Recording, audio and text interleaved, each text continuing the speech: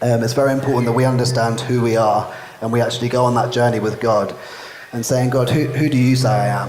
Who do you say that I'm created to be? Because he knew us before we were in our mother's womb. He knitted us together perfectly. So he knew exactly where we were going, who we were going to be, what we were going to carry, and all of our different personality types. And I love that he knows us so well.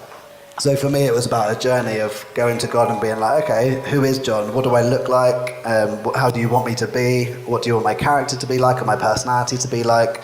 And really finding my worth and my value, excuse me, in him, rather than those around me, or what I do. Because, as we've said many times, it's not about what we do, but it's about who we are. Like, we're not doers, we're just supposed to be with the Father, actually.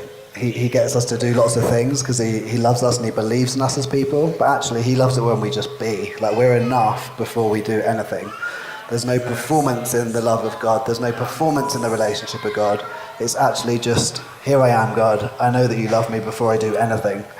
Before I travel to Zimbabwe and speak, he loves me. He doesn't love me anymore because I'm doing this. I'm sure he's very proud of me and I love that. But I'm not here earning my Father's love. I'm not here earning my Father's approval. Before I get up and share, I know that he loves me. I know that he's proud of me. And when we work from that place, that's when we create an intimacy with the Father. That's when we create a love with the Father that can't be broken. I'm getting into the Father Heart message already. We'll save that for the weekend. But I can't get away from that though. I love who he is as dad. Like, get to know him as a father, get to know him as a dad.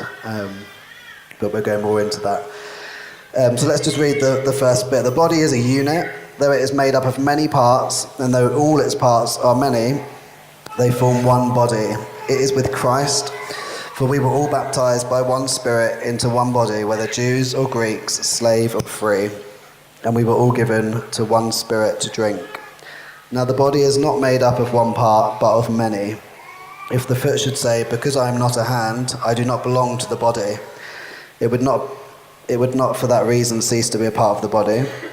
And if the ear should say, because I am not an eye, I do not belong to the body, it would not for that reason cease to be part of the body. If the whole body were an eye, where would the sense of hearing be? If the whole body were an ear, where would the sense of smell be? But in fact, God has arranged the parts in the body, every one of them, just as he wanted them to be. If they were all one part, where would the body be? As it is, there are many parts, but one body. It's quite funny when you're talking about the body, because it's like, who's an eye? Who's an ear? Who's a leg?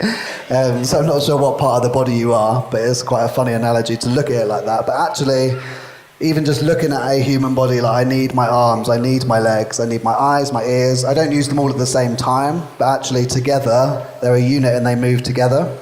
And it's really important we actually look at this bit of passage for who we are as the church, who we are as a body, who we are as a people. Because actually the Christian journey is not an isolated journey. It's not a journey we go alone. It's a very personal journey with God yourself. Like, you have a very one-on-one relationship with him and you have a deep intimacy with him.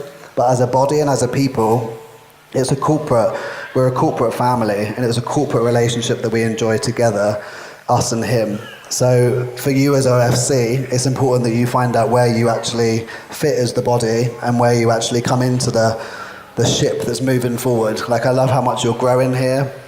I feel like every time I come, you're in a different building, a bigger one. We were in a tent last time, weren't we? That was fun. The revival tent, I called it. And now we're in a bigger building. So I love that you're growing, but it's so important that you grow together. And I think the importance of community, a connection, one of the main things in community as a body, because I want to touch on community as well and what it means to live in community, is connection with one another.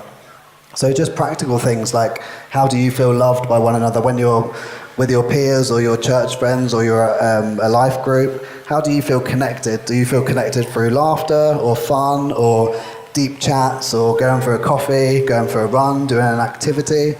It's so important that we stay connected as a family, because when you feel connected, you feel safe. Like, when I feel connected to the Father, I feel a safety that's there.